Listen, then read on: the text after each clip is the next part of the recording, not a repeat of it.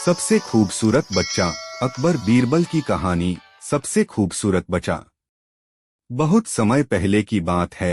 राजा अकबर के घर एक सुंदर बच्चे का जन्म हुआ था। राजा अकबर अपने शहजादे से बहुत प्रेम करते थे। एक दिन उनके मन में यह विचार आया कि शहजादे को दुनिया का सबसे सुंदर बच्चा घोषित कर दिया जाए।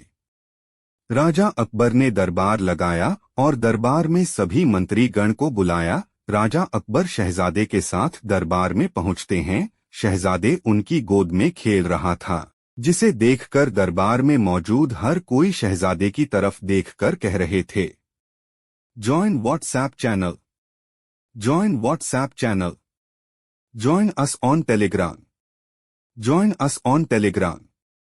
शहजादे दुनिया का सबसे सुंदर बच्चा है, सबसे खूबसूरत बच्चा। राजा अकबर यह सुनकर बहुत खुश हो जाते हैं और कहते हैं, आज से शहजादे को दुनिया का सबसे सुंदर बच्चा घोषित कर दिया जाए। राजा अकबर की बात पर सभी मंजूरी देते हैं, सिवाय बीरबल के। राजा अकबर बीरबल से पूछते हैं, तुम क्यों चुप हो, तुम्हें इस बारे में क्या कहना है? बीरबल कहते हैं, गुस्ताखी माफ हो जहांपना। शहजादा सुंदर बच्चा है, लेकिन मेरे ख्याल से शहजादा दुनिया का सबसे सुंदर बच्चा नहीं है। अकबर कहते हैं, तुम्हारे कहने का मतलब है कि शहजादा सुंदर नहीं। कैसे? बीरबल कहते हैं, मेरे कहने का मतलब यह नहीं है कि शहजादा सुंदर नहीं है, लेकिन दुनिया में और भी सुंदर बच्चे होंगे। अकबर कहते हैं, बीरबल, अगर ऐसी बात है तो तुम उस बच्चे को हमारे समक्ष लेकर आओ जो दुनिया में सबसे सुंदर बच्चा है। हम भी उसे देखना चाहते हैं। बीरबल कहते हैं, मुझे कुछ दिन का वक्त दीजिए, मैं उसे ढूंढकर आपके समक्ष लेकर आऊंगा। कुछ दिनों के बाद बीरबल बच्चे की खोज करके दरबार में आते हैं। बीरबल को दरबार में अकेला देखकर अकबर बहुत खुश हो जाते हैं और कहते हैं, तुम अकेले क्यों आए हो? इसका क्या मतलब है कि तुम्हें शहजादे से ज्यादा सुंदर बच्चा नहीं मिला? बीरबल कहते हैं, जहांपना, मैंने सबसे सुंदर बच्चा खोज लिया है। अकबर कहते हैं, अगर बच्चा मिल गया है तो तुम उसे दरबार में क्यों नहीं लाए?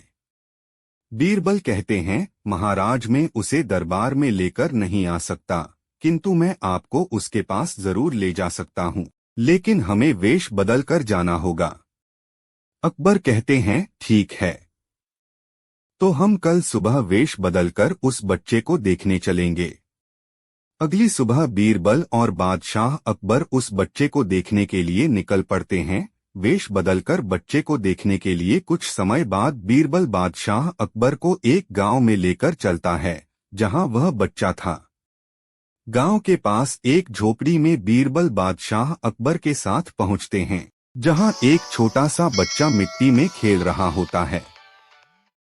बीरबल कहते हैं, जहांपना, यह वही सुंदर सा बच्चा है। अकबर कहते हैं, बीरबल, तुम्हारी यह हिम्मत कि तुमने एक गरीब झोपड़ी में रहने वाले बच्चे के साथ मेरे शहजादे का तुलना किया और इस बच्चे को तुमने दुनिया का सुंदर बच्चा बता दिया।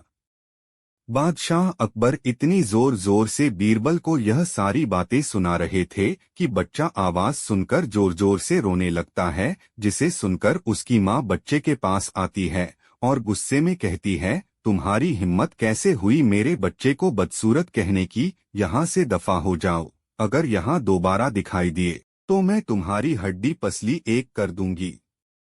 उसके बाद वह माँ अपने बच्चे को गोद में लेकर बच्चे को प्यार करने लगती है और कहती है, मेरा राजा बेटा, मेरा बच्चा दुनिया का सबसे सुंदर बच्चा है, मेरा बेटा सबसे प्यारा और सुंदर है। बीरबल कहते हैं, महाराज, आपको अब सब समझ में आ गया होगा कि मैं क्या कहना चाहता हूँ। अकबर कहते हैं, बीरबल, मैं अच्छे से समझ गया कि तुम्हारा क्या मतलब था। बीरबल कहते हैं, महाराज, हर बच्चा उनके माता पिता के लिए दुनिया का सबसे सुंदर बच्चा ही होता है। मैं बस इतना चाहता हूँ कि आप शहजादे को अच्छी तालीम दे और चापलूसी से दूर रखें। अकबर कहते हैं, बीरबल तुम वाकई मेरे सच्चे मित्र और अच्छे हितैषी हो। तुम वफादार हो, मेरे से बिना डरे सच कहा और मेरी आंखें खोल दी। तुमने फिर साबित कर दिया कि तुम वफादार हो और हमारा व राज्य का भला चाहते हो। इस कहानी से हमें क्या सीख मिलती है?